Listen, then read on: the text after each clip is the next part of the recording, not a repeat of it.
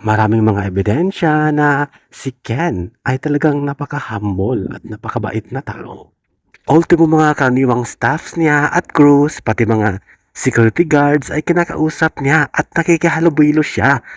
Patunay ito na siya'y magalang sa mga tao kahit sikat na siya at nasa tugatog na ng tagumpay bilang isang singer.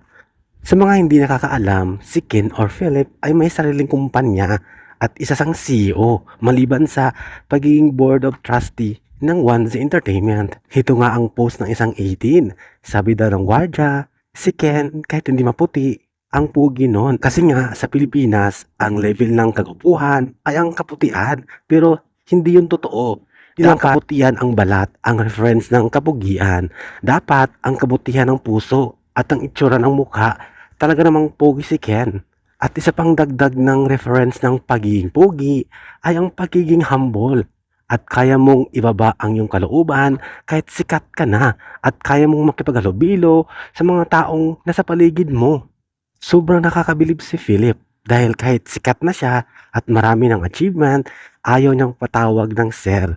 Dapat tropa-tropa lang at normal na tao lang ang tingin sa kanya dapat. Samantala na ito ang mga komento at reaksyon ng 18. Kaya naman, sama-sama nating basahin.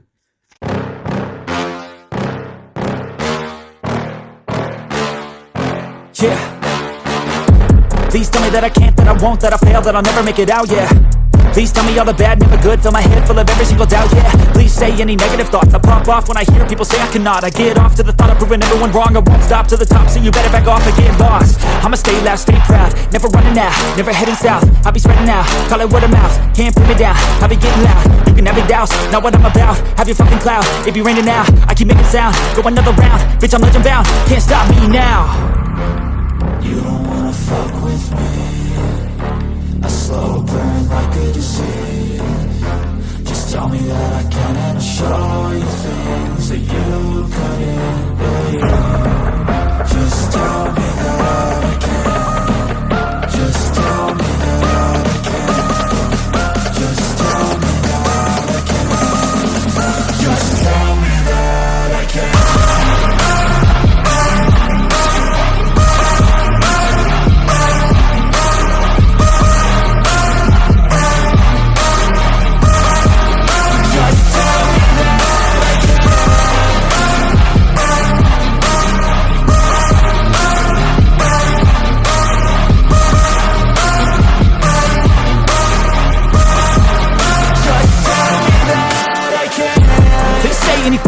Cause I just wanna hear it out your mouth, yeah.